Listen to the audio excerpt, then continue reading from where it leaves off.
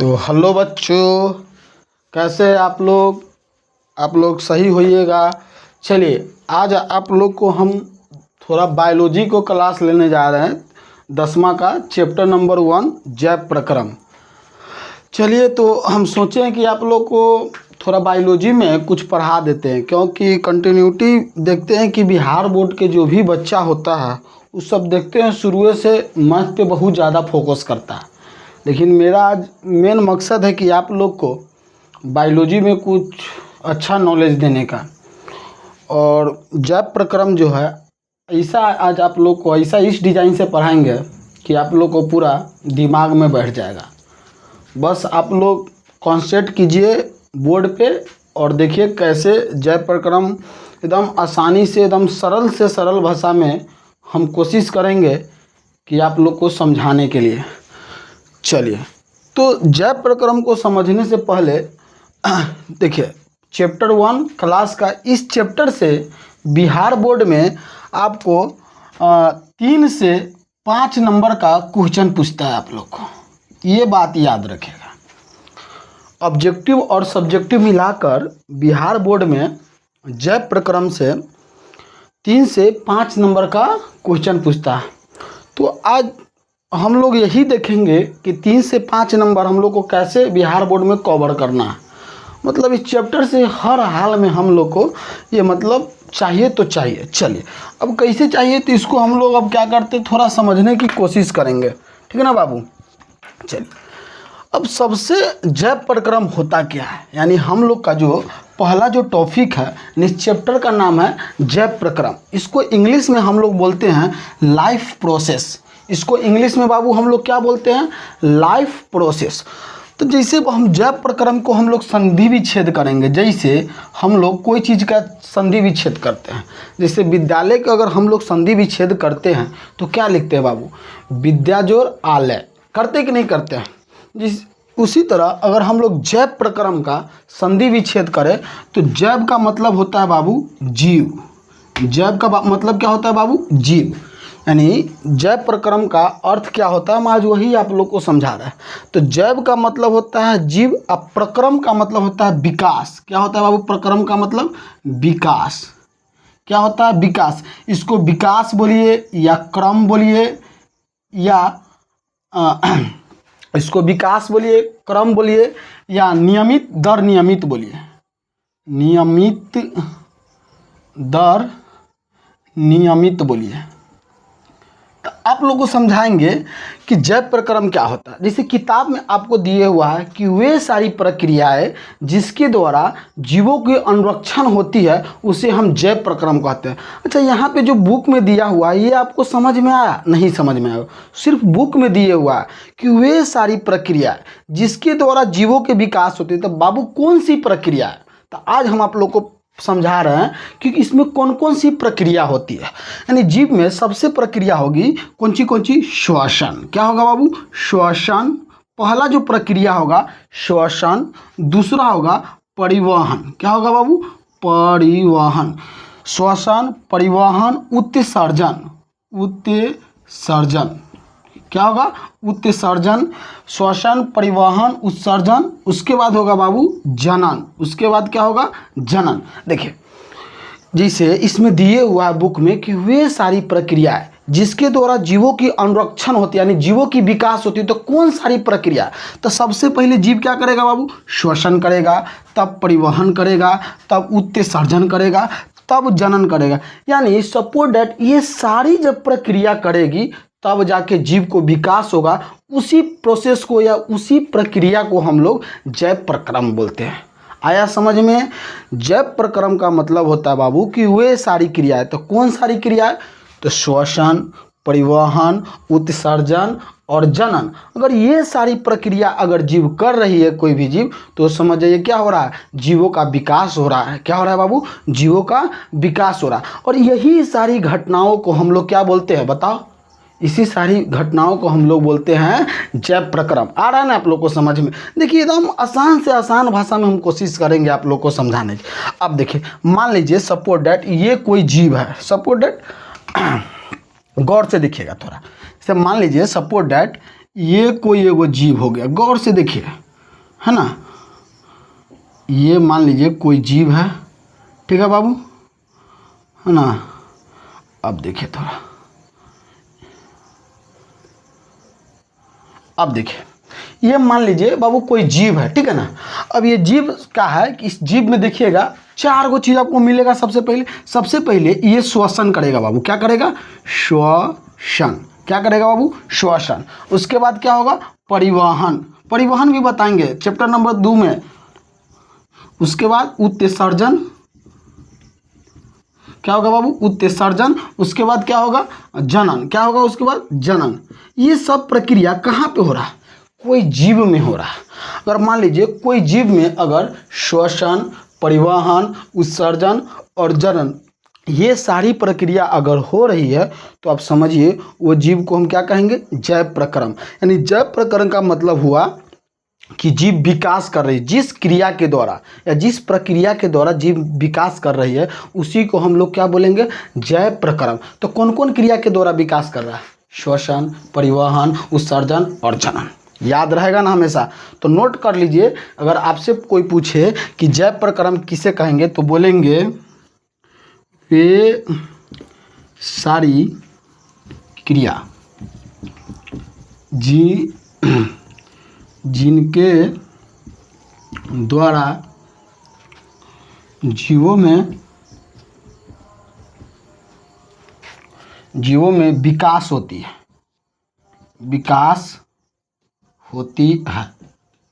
तो कोष्ठ में लिखे कौन कौन? जनन, श्वसन, परिवहन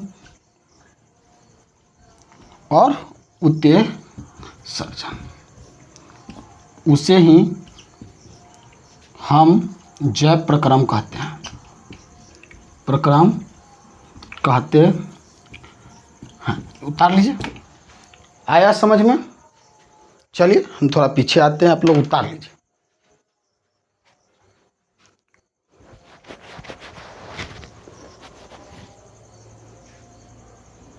चलिए आप लोग उतार लिए। चलिए हम कोशिश करेंगे कि आपको एकदम आसान से आसान भाषा में समझाने की। आप लोग बिल्कुल चिंता नहीं लीजिए, वो सारा काम मेरा है। बस आप लोग दिल और मन लगा के पढ़ाई कीजिए, वो सब मेरे ऊपर छोड़ दीजिए बस। चलिए अब हम लोग समझते हैं कि जैव प्रक्रम में और क्या क्या घटना होती है हम लोग जानते हैं। चलिए सबसे पहले बाबू अब हम आप लोग को कुछ टॉपिक बताएं। जैसे बताएं कि जो श्वसन करेगा, परिवहन करेगा, उत्सर्जन करेगा, जनन करेगा, वृद्धि करेगा, तब वो क्या कहलाएगा? जैव प्रक्रम का है। लेकिन फिर भी आप लोग को माइंड में एगो क्वेश्चन आएगा कि सर आप बोल रहे हैं कि जो जीव श्वसन कर रहा है, परिवहन कर रहा है, उत्सर्जन कर रहा है तो जनन करेगा, तो क्या मेरे घर का जो कचरा जो होता है वो पर डे कहीं कूड़ादानी में जमा हो रहा है तो वो भी तो वृद्धि हो रहा है ना? ये आप लोग का क्वेश्चन जरूर करते। जैसे हम आप लोग को फर्स्ट प्रोसेस बताए हैं। जैसे मान लीजिए आप लोग का ये डस्टबिन है। डस्टबिन मतलब समझते हैं ना बाबू कि जहाँ पे घर का कचरा डलाता है। पॉइंट पहले समझिए। और हम बोले हैं कि वे सारी जीव जो श्वसन, परिवहन, उत्सर्जन, जनन, वृद्धि कर रही है तो वो सब श्वसन कहलाएगा। लेकिन आपका माइंड में एक और क्वेश्चन यहाँ पे आएगा। ये क्वेश्चन क्या आएगा कि आप बोलिएगा कि सर जो घर का जो कचरा होता है तो कचरा तो हम पर डे क्या करते हैं, उसको जा के मम्मी या हम जाके फेंकते हैं। तो सर हम देख रहे हैं कि उसमें पर डे वृद्धि हो रहा है, पर डे उसमें वृद्धि हो रहा है। तो क्या सर ये जो वस्तु है, जो कूड़ादान है, क्या ये भी मतलब जैव प्रक्रम का हिस्सा हो सकता है? बिल्कुल नहीं हो सकता बाबू, बिल्कुल नहीं हो सकता। तो क्यों नहीं हो सकता? तो इसके आगे के समझिए क्यों नहीं होगा। क्योंकि अगर कोई भी जीव, कोई भी दुनिया का कोई भी मैटर को ले लीजिए, उसमें कम से कम 3 गो रूल अप्लाई होना चाहिए। कभी भी अगर कोई भी अगर पदार्थ हो तो उसमें कम से कम 3 गो रूल अप्लाई होना चाहिए। देखिए तो इसमें केवल और केवल क्या हो रहा है? वृद्धि न हो रहा हो। इसमें क्या हो रहा है बाबू? वृद्धि हो रहा है। इसमें केवल क्या हो रहा है? वृद्धि। मतलब दिन पर दिन इसका आकार बढ़ते जा रहा है। लेकिन देखिए तो इसमें क्या जनन हो रहा हो? मतलब जैसे मान लीजिए आप इसमें पर डे अगर कचरा डाल रहे हैं तो ये कचरा पर डे बढ़ रहा है, लेकिन कल होकर जाते थे क्या 1 से 2 हुआ है? नहीं, सिर्फ इसमें क्या हो रहा है? वृद्धि हो रहा है। क्या हो रहा है बाबू? वृद्धि हो रहा है। तो हम लोग क्या इसको मतलब सजीव बोल सकते हैं? नहीं बोलेंगे।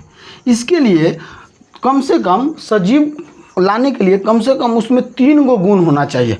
अभी 5 गो जो हम आप लोग को गुण बताए हैं, श्वसन, पहला गुण ये होना चाहिए। दूसरा परिवहन, तीसरा जो होना चाहिए उत्सर्जन, चौथा जो होना चाहिए बाबू आपका जनन, पांचवा जो होना चाहिए आपको वृद्धि। क्या होना चाहिए बाबू? वृद्धि। देखिए अभी इसमें देखिए आप, इसमें 5 गो रूल है। क्या गो रूल है बाबू? 5 गो है। देखिए क्या ये पाँचों होने के लिए, तब अगर पाँचों में से कोई एक अगर गुण किसी में हो रहा है लेकिन 4 गो गुण नहीं हो रहा है, तो वो वस्तु कभी भी सजीव नहीं कहलाएगा, मतलब निर्जीव नहीं कहलाएगा। वो हमेशा क्या कहलाएगा? सजीव ही कहलाएगा। अब समझिए, जैसे ये कचरा में पर डे हम लोग कचरा डाल रहे हैं, लेकिन इसमें सिर्फ एक गुण हमको देखने को मिल रहा है। क्या पता है? 5 नंबर वृद्धि। देखिए तो उसके बाद इसमें जनन हो रहा है? नहीं हो रहा है। इसमें उत्सर्जन हो रहा है? नहीं हो रहा है। इसमें परिवहन हो रहा है? नहीं हो रहा है। इसमें श्वसन हो रहा है? नहीं हो रहा। तो क्या इसको हम जैव प्रक्रम में रख सकते हैं? कभी भी नहीं रख सकते। आया समझ में? जैव प्रक्रम होने के लिए ये 5 रूल में से हमेशा 5 गो रूल चाहिए, मतलब कम से कम 3 रूल चाहिए, तब जाके आपका जैव प्रक्रम होगा। अब इसको थोड़ा और विस्तार से समझते हैं। जैसे अब ये तो 5 गो रूल आप समझ गए कि जैव प्रक्रम होने के लिए मुक्तक का गो रूल होना चाहिए? 5 गो। यानी जीव का, अगर कोई भी जीव का विकास होगा तो 5 नियम होना चाहिए। श्वसन, परिवहन, उत्सर्जन, जनन और वृद्धि होना ही चाहिए। चलिए अब आगे हम लोग समझते हैं, थोड़ा और आगे समझ रहे हैं। जैसे हम लोग कैसे जानेंगे कि कौन वस्तु सजीव है और कौन वस्तु निर्जीव है?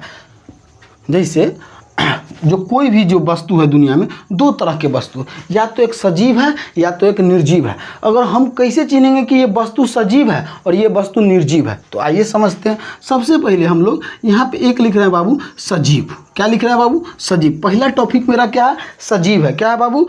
सजीव। ठीक है ना? पहला टॉपिक क्या है बाबू? सजीव है। ठीक है। चलिए दूसरा जो है क्या है बाबू? निर्जीव है। क्या है बाबू? निर्जीव। क्या है बाबू? निर्जीव। ठीक है ना? दूसरा टॉपिक क्या है? निर्जीव। वो हम लोग समझते हैं कि सजीव क्या है, निर्जीव क्या है। देखिए तो हम अभी आप लोग को इससे थोड़ा देर बताए हैं पहले कि सजीव होने के लिए, जैसे बच्चा में हम लोग को एगो चीज़ रटाया गया हुआ कि वे सारी जीव या वस्तु जो चल सकती है, दौड़ सकती है, खेल सकती है, सो सकती है, वो सजीव कहेंगे। तो ये तो बच्चा वाला बात हो गया। अब हम लोग को यहाँ पे हाई लेवल का ना पढ़ना है जी। तो हाई लेवल के पढ़ने के लिए हम लोग को कुछ उस प्रकार से अलग भी समझना होगा। तो देखिए सजीव के लिए 5 गो रूल होना चाहिए। हम अभी आपको बताएं कौन सी? श्वसन। अब एक बार में अगर कॉन्सेप्ट क्लियर करना है, अगर कोई आपसे पूछे आज के बाद कि सजीव किसे कहते हैं, तो एक बार में बोलिएगा कि सजीव उसे कहेंगे जो श्वसन करेगी, परिवहन करेगी, उत्सर्जन करेगी, वृद्धि करेगी। उस सारे जीव को हम लोग सजीव कहेंगे। क्या कहेंगे बाबू? सजीव कहेंगे। चलिए अब आपके माइंड में अब यहाँ पे एक और क्वेश्चन आता होगा, तो बोलते होइएगा सर कि आप बोल रहे हैं 5 गुण होगा तब उसे हम सजीव कहेंगे। लेकिन कभी कभी गांव देहात में एगो चीज़ देखने को मिलता है, कोनो ऐसा महिला होती है जो बच्चा को जन्म नहीं देती है, यानी उसमें जनन करने की अधिक खत्म हो जाती है, जो लक्षण या जो भी हो वो कम जाती है। तो क्या उसको हम सजीव नहीं कहेंगे? तो हम आपको क्या बोले हैं कि 5 गो रूल्स में से कम 3+ रूल्स होना चाहिए। जैसे हम बोले उसमें क्या गुण होना चाहिए? 5 गो। लेकिन अभी आप हमसे एक क्वेश्चन पूछे कि सर, तो आप तो बोल रहे हैं कि 5 गो उसमें लक्षण होना चाहिए, लेकिन एक जो लक्षण है वो लक्षण क्या है कि कोनो महिला जनन नहीं कर रही है, तो क्या वो मतलब सजीव में नहीं आएगा? तो हम आपको क्या बताएं, कम से कम 5 में से उसमें 3 से अधिक या 3 गुण होना चाहिए, तो उसे हम सजीव कहेंगे। आया समझ में? चलिए अब अगर आपसे कोई पूछे कि निर्जीव किसे कहते हैं, तो बोलेंगे क्या बोलेंगे कि वैसी जीव या वैसी वस्तु जिसमें न श्वसन हो, न परिवहन हो, न उत्सर्जन हो, न जनन हो, न वृद्धि हो, उसे ही हम क्या कहेंगे? सजीव कहेंगे, निर्जीव कहेंगे। सॉरी, क्या कहेंगे बाबू? निर्जीव कहेंगे। तो आया आप लोग को समझ में? कोई दिक्कत नहीं ना? चलिए अब यहाँ पे बिहार बोर्ड में कभी कभी यहाँ से क्वेश्चन पूछता है, कभी कभी 2 नंबर में आप लोग को इससे बिहार बोर्ड में कभी कभी आपसे 2 नंबर का इससे क्वेश्चन पूछ लिया जाता है। क्या पूछता है बाबू कि सजीव और निर्जीव में अंतर लिखे। ठीक है बाबू, बिहार बोर्ड में आपसे पूछता है कि सजीव और निर्जीव में अंतर लिखे। तो आइए कैसे अंतर देंगे, 1 नंबर में पूछे चाहे 2 नंबर में पूछे चाहे 5 नंबर में पूछे, देखिए जय नंबर का पूछेगा ना हो तय नंबर का अंतर लिखेंगे। तो हम 5 गो अंतर लिखा देते हैं। मान लीजिए आपको कल होकर 5 नंबर के पूछेगा तो 5 को खट सिन बता दीजिएगा। चलिए, तो सबसे पहले हम क्या लिखेंगे, अब मान लीजिए अब हमको क्वेश्चन लिखना है तो सबसे पहले लिखेंगे कि सजीव तथा निर्जीव जीव में, सजीव तथा निर्जीव जीव में निम्नलिखित अंतर है। निम्नलिखित अंतर है। क्या बाबू, निम्नलिखित अंतर है। अब क्या करेंगे, हेडिंग डाल देंगे सजीव और यहाँ पे डाल देंगे निर्जीव। ठीक है ना बाबू, सजीव और निर्जीव। ठीक है, सबसे पहला पॉइंट में अब देखेंगे कि ये क्वेश्चन हम लोग से क्या नंबर के ये पूछ रहा है। ठीक है ना, तो सबसे पहले लिखेंगे कि सजीव जो है क्या है बाबू, इनमें मतलब 5 को लिखेंगे तो लिखेंगे इनमें कि इसमें श्वसन होती है। पढ़ा है ना आप लोग को, देखिए इसमें क्या होती है बाबू, श्वसन होती है। ठीक है, चलिए इसमें क्या लिखेंगे, इसमें श्वसन नहीं होती है। आ रहा है ना समझ में, अभी बोले हैं इसमें श्वसन होगा, इसमें श्वसन नहीं होगा। चलिए ये क्या जनन करेगा, तो लिखेंगे इसमें जनन होती है। देखिए कितना आसान भाषा में आप लोग को समझा रहे हैं। इसमें जनन होती है और इसमें क्या होगा बाबू, इसमें जनन नहीं होती है। ठीक है ना बाबू। चलिए तीसरा में लिखेंगे इसमें वृद्धि होती है। इसमें क्या होती है, इसमें वृद्धि होती है। तो लिखेंगे यहाँ पे वृद्धि होती है। इसमें तीसरा में क्या लिखेंगे, इसमें वृद्धि नहीं होती है। ठीक है, चौथा में क्या लिखेंगे बाबू, जैसे देखिए इसमें वृद्धि होगी, इसमें वृद्धि नहीं होगी। चलिए आया समझ में। चलिए अब ये क्या होगा, चलिए ये स्थान परिवर्तन करती है। जैसे कोई भी देखते हो तब फिर बोलिएगा सर पेड़वा स्थान कहाँ परिवर्तन करता है, तो क्या अभी बतलाएं कि नहीं तुम लोग को, क्या पेड़ में जनन है ना हो, श्वसन है ना हो, उत्सर्जन है ना, परिवहन है ना, लेकिन ये क्या कर रहा है, स्थान परिवर्तन नहीं कर रहा है। तो कोई एक वो गुण ना है, तो ये क्या होगा, इसमें स्थान परिवर्तन होती है। इसमें स्थान परिवर्तन होती है। इसमें क्या होगा बाबू, इसमें स्थान परिवर्तन नहीं होती है। ठीक है, चलिए यहाँ पे आप लोग को नहीं दिख रहा होगा, ठीक है ना, तो इसको हम बगल में थोड़ा लिख देते हैं। ठीक है ना, पांचवा में लिखेंगे 2 को इसमें भी बाउंड्री बना देते हैं। ठीक ना बाबू। चलिए इसमें क्या होगा, स्थान परिवर्तन होती है, इसमें स्थान परिवर्तन नहीं होती है। चलिए इसमें क्या होगा, पोषण होगा, पोषण होती है, इसमें पोषण नहीं होती है, पोषण नहीं होती है। चलिए उतार लीजिए। तो चलिए आया समझ में, सजीव और निर्जीव किसे कहेंगे। अब ये पहले लेखा आप लोग नहीं कहिएगा कि जो दौड़ेगा, चलेगा, भोजन करेगा, बतवा वही है, लेकिन थोड़ा कॉन्सेप्ट के साथ चलिएगा ना तो मज़ा आएगा, समझे ना बाबू। तो ये कॉन्सेप्ट है, समझ गए ना। अगर आपसे कोई अब सजीव और निर्जीव के बारे में कोई अगर तर्क रखेगा तो बता दीजिएगा ना हो। हाँ चलिए अब इसको हम क्या करते हैं, साफ करते हैं। तो आ गया समझ में आप लोग को सजीव और निर्जीव किसे कहते हैं। चलिए अब हम लोग आते हैं मेन टॉपिक पे। क्या है टॉपिक कि जैव प्रक्रम में सम्मिलित प्रक्रिया है। तो अभी आपको थोड़ा देर पहले बताएं कि जैव प्रक्रम में कौन कौन सी प्रक्रिया सम्मिलित है। तो चलिए देखते हैं। पहला प्रक्रिया क्या था बाबू? पोषण। क्या था बाबू? पोषण। दूसरा क्या था बाबू? श्वसन। क्या था बाबू? श्वसन। तीसरा क्या था? परिवहन। क्या था बाबू? परिवहन। चौथा क्या था? जनन। क्या था बाबू? जनन। देखिए पहला क्या था? श्वसन हो गया, जनन, परिवहन। अच्छा, पांचवा क्या था आपका? उत्सर्जन। क्या था बाबू? उत्सर्जन। ठीक है ना। अब हम क्या करेंगे आगे? अब ये पांचों को डिफाइंड करेंगे। क्या करेंगे बाबू? पांचों को बारी बारी से डिफाइंड करके हम लोग समझेंगे कि पोषण क्या होता है। जैसे कोई भी जीव को जिंदा रहने के लिए, जैसे है ना, जिंदा रहने के लिए एक मुलाकात ज़रूरी है, तो उसी तरह हम लोग को जीवित रहने के लिए ये पांचों चीज़ से मुलाकात करना बहुत ज़रूरी है।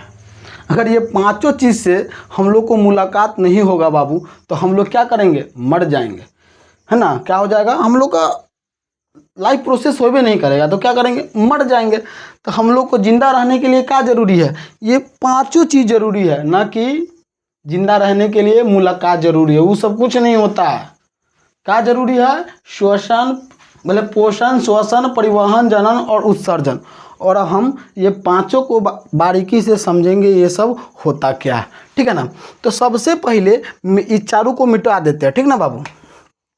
सबसे पहले हम लोग समझेंगे, सबसे पहले हम लोग समझते हैं कि पोषण किसे कहते हैं। देखिए पोषण का मतलब क्या होता है बाबू? जो हम लोग भोजन करते हैं और भोजन के दौरान जो भी हम लोग को एलिमेंट्स यानी तत्व जो प्राप्त होती है, जैसे खनिज, लवण, वासा, ये सब जो प्राप्त होती है, और उसके द्वारा जो हमारे शरीर में जो प्रक्रिया होती है, प्रोसेस होती है, उसी को हम लोग क्या कहते हैं? पोषण कहते हैं।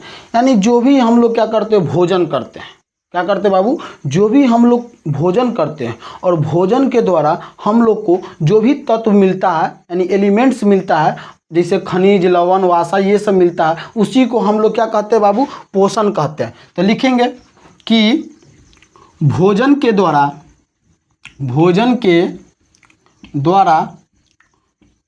जो भी तत्व हमें प्राप्त होती है उसे हम पोषण कहते हैं। क्या कहते हैं बाबू? पोषण कहते हैं। तो कौन कौन चीज तत्व प्राप्त होता है? खनिज, लवण, वासा, यही सब ना प्राप्त होता है जी। तो इसी को हम लोग क्या कहेंगे? पोषण कहेंगे। कोई दिक्कत? चलिए, अब पोषण के आधार पे क्या किया गया हुआ है?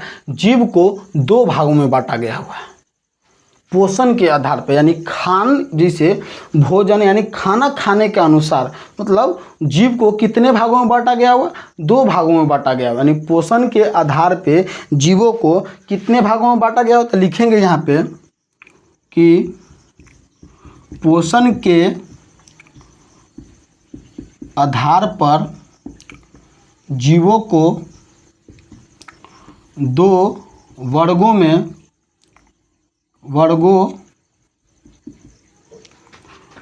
बांटा गया हुआ है। पहला बाबू है स्वपोषण। स्वपोषण। दूसरा है परपोषण। पहला क्या है बाबू? स्वपोषण। दूसरा क्या है? परपोषण। पहले इतना उतारिए तो जल्दी आप लोग। हो गया बाबू। पोषण को हम लोग कितने भागों में बांटते हैं? दो भागों में बांटते हैं, स्वपोषण, परपोषण। कभी कभी हम लोग परपोषण को विषम पोषण भी कहते हैं। क्या कहते हैं इसको? इसका एक और नाम है बाबू, जिसका हम लोग बोलते हैं विषम पोषण। विषम पोषण कहते हैं। ठीक है ना बाबू, याद रहेगा। तो अब हम लोग समझते हैं कि स्वपोषण जीव किसे कहते हैं। ठीक है ना। चलिए,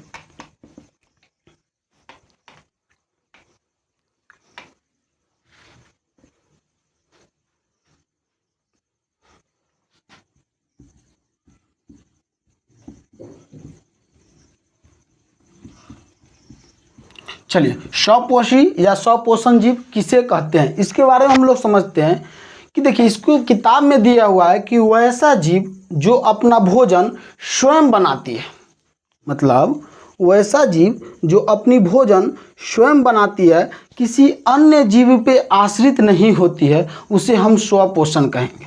जैसे में देखिए पेड़ पौधा, क्या पेड़ पौधा किसी अन्य जीव पे आश्रित है? हो नहीं है, वो अपना भोजन क्या कर, जैसे देखिए मान लीजिए सपोज डैट कि आपका कोई प्लांट्स है, क्या बाबू, ये आपका कोई प्लांट्स है ना हो। अब ये कोई प्लांट्स है यानी कोई पेड़ पौधा है, अब ये अपना भोजन किसके सहायता से बनाएगा? सूर्य के सहायता से बनाएगा। हो किसके सहायता से वो बनाएगा? सूर्य के सहायता से बनाएगा। देखिए तो ये किसी अन्य जीव पे आश्रित है? नहीं आश्रित, ठीक है ना।